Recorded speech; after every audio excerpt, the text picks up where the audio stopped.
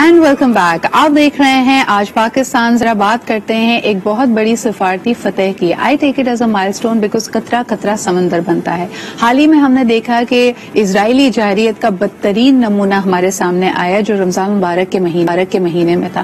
یعنی جمعے کے روز جب فلسطینی مسجد اقصی میں نماز ادا کر رہے تھے اس جارحیت کا آغاز ہوا اور 11 دن کی بدترین بمباری کے بعد اور ایک آؤٹ آف پروپورشن ڈسپروپورشنٹ جارحیت کے بعد فائنلی سیز فائر ہوتا ہے, جس کے فوراً ہی بعد ہم نے دوبارہ دیکھا کہ سیز فائر کو بھی اسرائیل نے اس کو خیر مقدم نہیں کیا بلکہ اس کو لانگا دوبارہ سے.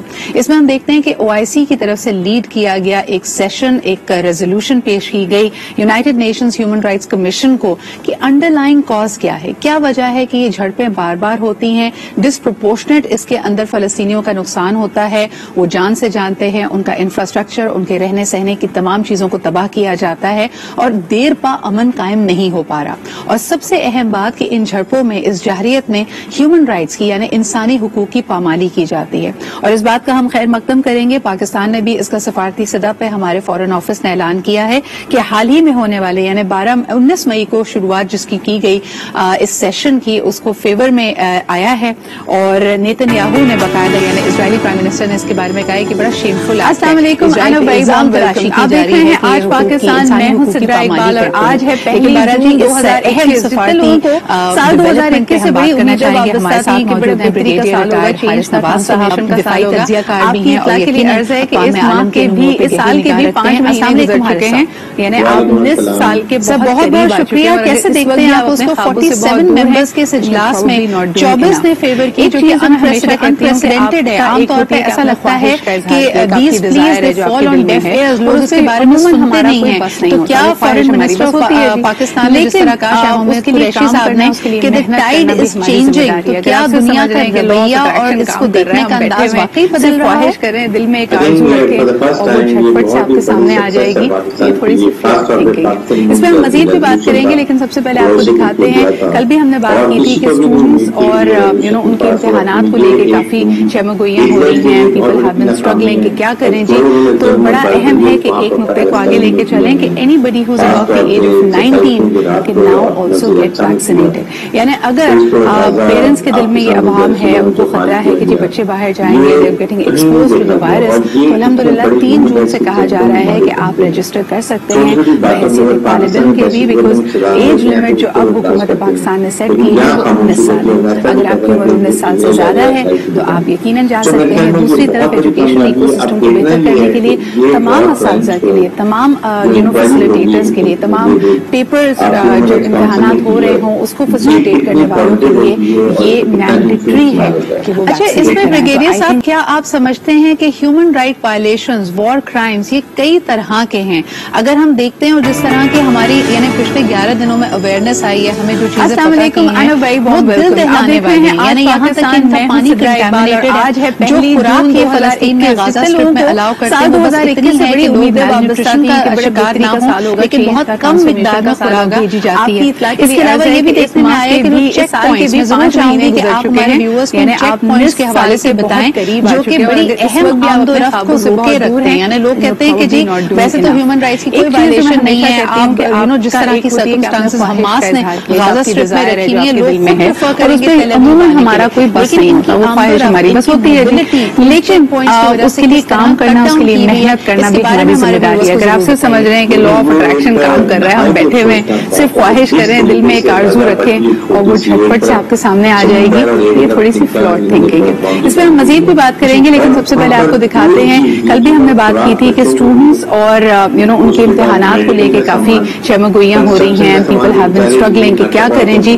تو بڑا اہم ہے کہ ایک نقطے کو آگے لے کے چلیں کہ anybody who's above the age of 19 can now also get vaccinated. یعنی اگر پیرنٹس کے دل میں یہ ابہام ہے, ان کو خطرہ ہے کہ جی بچے باہر جائیں گے, they're getting exposed to the virus, تو الحمدللہ 3 جون سے کہا جا رہا ہے کہ آپ رجسٹر کر سکتے ہیں بحیثیت ایک طالب علم کے بھی, بیکاز ایج لمٹ جو اب حکومت پاکستان نے سیٹ کی ہے وہ 19 سال ہے. اگر آپ کی عمر 19 سال سے زیادہ ہے تو آپ یقیناً جا سکتے ہیں. دوسری طرف ایجوکیشن ایکو سسٹم کو بہتر کرنے کے لیے تمام اساتذہ کے لیے, تمام فیسیلیٹیٹرز کے لیے, تمام پیپرز جب امتحانات ہو رہے ہوں اس کو فیسیلیٹیٹ کرنے والوں کے لیے یہ مینڈیٹری ہے کہ وہ ویکسینیٹ کرائیں. تو I think think that should give you a lot of confidence. لیکن مزید ڈیٹیلز کہ اگر آپ کی عمر 19 سے زیادہ ہے تو آپ کا رجسٹریشن پروسیس کیا ہوگا؟ آئیے دیکھتے ہیں اس رپورٹ. کرائمز ہی کیوں نہ ہو بچوں کو ٹرائی نہیں کیا جاتا. اسرائیلی کورٹ کو واحد کورٹ ہے پوری دنیا کی جو سالانہ طور پہ 5 سے 7 ہزار فلسطینی بچوں کو یعنی جن کی عمر صرف 15 سال ہے ان کو پروسیکیوٹ کرتی ہے, ان کو سزائیں دیتی ہے. وزیر اعظم کی زیر صدارت قومی رابطہ کمیٹی برائے انسداد. کیا کہیں گے؟ لیکن یہ بیسیکلی ان کا مقصد یہ ہے کہ پیلسٹینین کو بیچاروں کو ہراس کریں, ان کے پیرنٹس کو پریشان کریں. آپ نے کبھی دیکھا کہ 8-9 سال کے بچے کو اسرائیل سولجر کی نیک پہ گھٹنا رکھ کے اس کو اسٹینگولیٹ کر کے اس کو مار دیں. یہ وہ چیزیں ہیں جو دل جلا دیتی. لیکن مجھے حیرانی ہے کہ ہیومن رائٹس کی اتنی بڑی بڑی انٹرنیشنل آرگنائزیشن ہے, واچ ڈاگ ہیں, یونائٹڈ نیشن کی اپنی ہے, لیکن کوئی اس کی پرواہ نہیں کرتا. اور یورپین یونین کو دیکھ لیں, کئی ممالک نے اسرائیل کو سپورٹ کیا اور ان سب کو اس سے شکریہ ادا کیا کہ ہاں جی آپ نے بڑی مدد کی ہے کہ میں نے فلسطین کو بروٹل طریقے سے مارا ہے, بمباری کی اور کچھ نہیں کیا. آئی تھنک یہ ایک باتیں ہیں جس کی وجہ ہم یہ کہتے ہیں کہ سب سے پہلا نیکسٹ اسٹیپ جو ہے سیسر کے بعد جو ہے کہ وہاں پہ.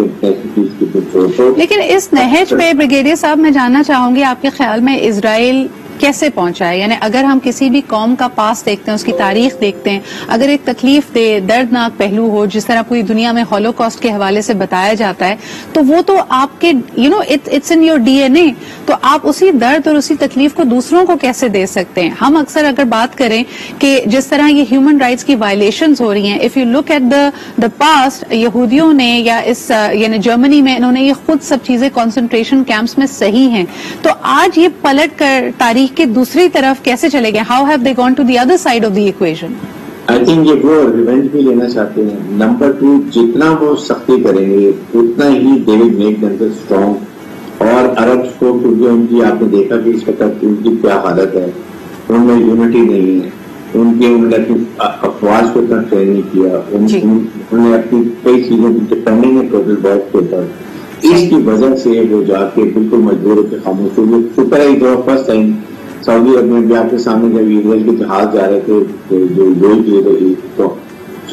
جس نے سعودی عرب میں ان کو اجازت نہیں دی ہے. تو یہاں پر سب سے بڑی بات ہے, دیکھیں دنیا کب کرے گی, دنیا اس وقت کرے گی جب ہم اسلامک ممالک کے 57 ہیں, ہم بیٹھ کے کھڑے متحد ہوں, اکٹھے ہوں, اپنے جتنے ریسورسز اتنے زیادہ ریسورسز ہیں ان کو ہارمونائز کریں.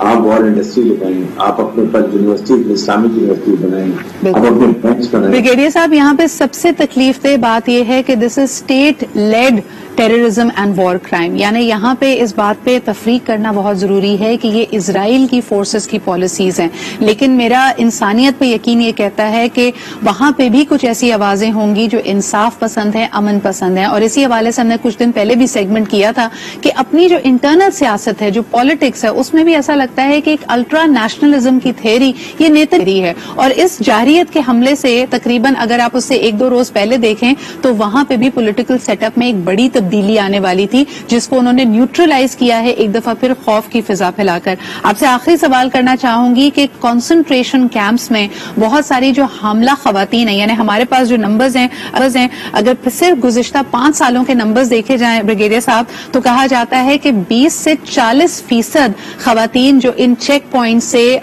صحت کی امداد کے لیے یا صحت کی جو سہولتیں ان کی ایکسس کے لیے جا رہی تھیں ان کو ایکسس نہیں دیا گیا اور ان کی اموات, ان کی موت واقع ہوئی. 40% of all the pregnant ladies who wanted to cross the checkpoint. اس پہ آپ کیا کہیں گے؟ لیکن سب سے بڑی بات ہے کہ یہ مسلمان کی بات نہیں ہے, یہ انسانیت ہیومینٹی کی بات ہے. بالکل. اور یہاں پر مجھے یہی افسوس اور حیرانی ہوتی ہے کہ اتنے یورپ میں ہیومن رائٹس کی بات کی جاتی ہے, ہیومن رائٹس آرگنائزیشن اتنی بڑی ہوتی ہے, کوئی سب خاموش ہے, کوئی بات نہیں کرتا, کیونکہ اس وقت ہر جگہ پر بڑے ممالک نے اپنا کنٹرول کیا ہوا ہے. یونائٹڈ نیشن کو ہائی لائٹ کیا ہوا ہے.